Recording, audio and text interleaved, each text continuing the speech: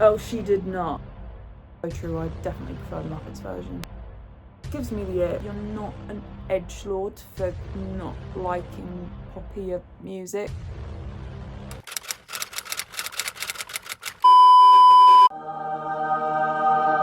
So there's this trend that's been going around TikTok recently where people have been going on about their unpopular opinions, and it's been getting some people in a bit of a tizzy, myself included. So what I thought I would do today is ask you lot on Instagram, if you want to follow us on Instagram, this is it. I also put some on my personal Instagram as well, and I asked you lot what your unpopular opinions were, and some, I'm not gonna lie, were more popular than others. So I'm starting to think some of these aren't exactly unpopular opinions. I've got all the screenshots on my laptop, by the way, because I do not have a camera, so I can't just go on my phone and read them out. First of all, I'm going to go in hard, because there's anything that I've learned in life is that when you go in hard. That's what my dad used to tell my sister when she used to play football. She used to pummel into people. Bohemian Rhapsody is the most overrated song of all time.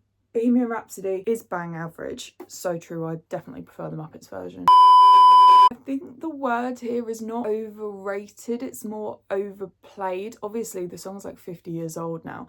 Back when it was released, it was seen as like this completely like groundbreaking track, and I think there's a reason why it's still listed as one of the greatest songs of all time, because technologically there's a lot going on, musically there's a lot going on, the whole story of how it came together, how they didn't want to release it as a single because it was too long and that nobody would understand what it was about, and then it went on to be like one of the biggest songs of all time. It is admirable, but obviously now there's been more songs that have come and gone. Does it really hit? Is it like they're trying to do too much in the space of one song and it's a little bit discombobulate? I love that word, by the way. Yeah, a bit of Keras trivia for you there. My first encounter with Queen as a child was not Queen. It was in fact the Muppets version of Bohemian Rhapsody, because when I was a kid I went through a phase where I was absolutely obsessed with the Muppets. Fontaine's DC got more and more mainstream and less authentic after a hero's death. I know that there are so many people that say this. I've had this conversation with somebody this week. I went into Beatniks in Norwich, so yeah, nice little advert for Beatniks there, and I found a hero's death in there and I bought it because it was only like 13 quid. And I was chatting with the guy behind the desk and he said he's not really into the newer Fontaines, and I find there's a lot of people that feel like that, but I also don't like the use of the word mainstream here, because I think it really has this kind of, oh, it just gives me the ick when people say, oh, it's too mainstream, oh, I don't like it, it's too mainstream. Like, literally, you're not an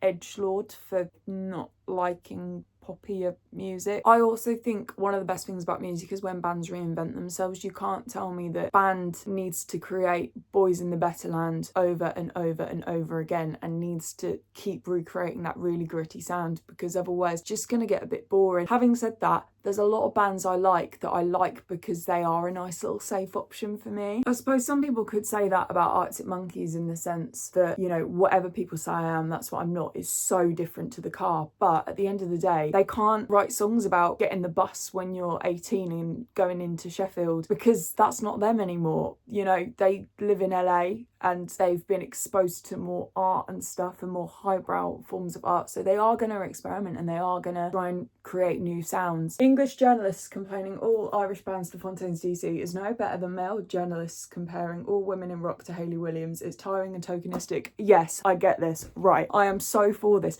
I am sick and tired of seeing the same comparisons for so many bands. I feel like as soon as people find out that a band is Irish, it's like, if you love Fontaine's DC, you'll love this. If you love the Murder Capital, you'll love these guys. And it's literally like the Mary Wallopers. Obviously, Fontaine's and Kneecap, really, really good mates. Comparing Kneecap to Fontaine's DC, you can't do it, because I think the only thing that they have in common is that they're Irish and they're very vocal on their support to Palestine. Other than that, I don't see any similarities musically, apart from maybe some of the lyrics. But there's another thing as well, R&B artists. As soon as there is a female R&B artist with, I don't know, like darker hair, olive toned skin, the Amy Winehouse thing comes in. It's always like, oh, she's trying to copy Amy Winehouse. It's like, let women be their own artists. Having said that, I also do think that there is also a bit of a fair comparison in there. Like, people do have a point with a lot of artists when they're comparing them, because if you think about it, so many people are influenced by certain artists. Like, you can't deny that, I don't know, like Amy Winehouse or Hayley Williams have inspired like an entire generation of like women to go into music. One black variant, one coloured, one CD, one cassette, that's all you need to release. Yes. I did a video a couple of days ago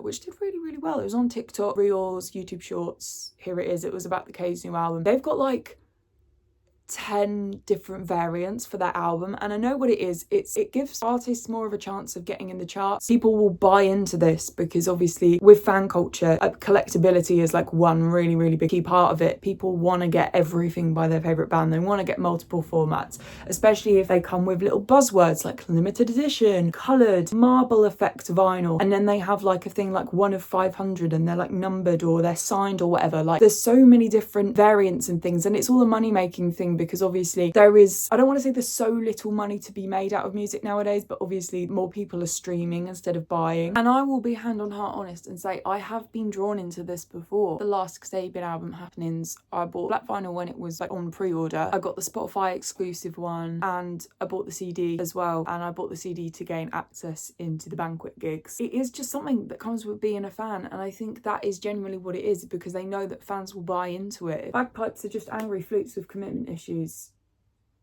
My ancestors are currently rolling in their graves right now. I always joke with Fern and say that I feel like whenever people mention like Scotland, I always feel like one of them Americans think that they're Irish. Perhaps the most popular of the unpopular opinions, and I think I probably should have done this first, got it out of the way. People really don't like Oasis. And I forget that people don't like Oasis. I was brought up with this band. This band has been sort of ingrained in my soul since probably the day I was born. So for me, I can't remember ever finding them and like warming to them. They've just always been there. They've always been a band that I've loved. So no, it's difficult to imagine me not liking Oasis and other people that I know not liking Oasis. Somebody said that they're all vibes and no substance. Somebody else has said that they're extremely overrated and have like a terrible culture surrounding them, which again kind of comes with the vibe. Their marketing back in the day, that how they came across in interviews, like, and when their album first came out and you had songs like Rock and Roll Star, Cigarettes and Alcohol, it really fit in with that sort of like lad culture image that had sort of come around at the time, and we now sort of look back on as quite misogynistic. In the sense that they're overrated, I know that there's a lot of people that will argue, well, all Noel Gallagher does is rip people off, and you know, you've got Don't Look Back in Anger, the intro to that song rips off Imagine. You've got Cigarettes and Alcohol, which rips off T-Rex, Get It On.